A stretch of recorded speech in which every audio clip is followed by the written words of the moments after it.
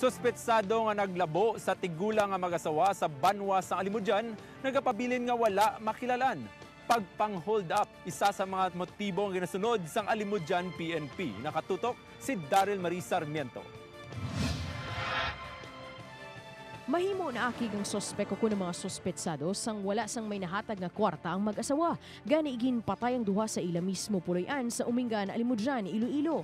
Ini ang pinakamalapit nga motibo ang ginasundan sang investigador sang Alimudyan Municipal Police Station.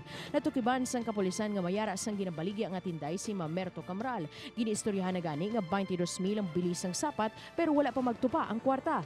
Mahimo gin pangita ini sa mga sospetsado kag naakig sang wala sang mahatag ang mag-asawa. May tuyo sa paghuldap. Sangging pilit nila ang duwa ni kabiktima nga ihatag ang kwarta, wala siyang inugatag. Ang posibilidad nga amo to nag-trigger sila nga ging pilit nila, ging labo nila, kaging ginbuno ang mga biktima.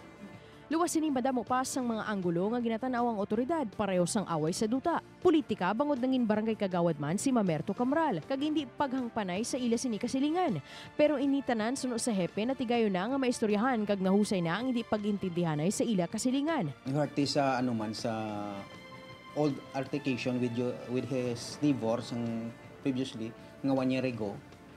Daw na amicably settled naman to. Wala naman siyang problema. May nakaaway din siya, sir, sa ila? Oo, nagbaisay sila. Nga neighbor niya, relatives niya man ganyan. Pero amicably settled na to nila. Padayon pa ang investigasyon sang kapulisan na tuhoy sa natabo nga krimen kag ginatinguhaan nila nga makilala ang sospek o kunang mga sospetsado nga nagpatay sa tigulang nga mag-asawa.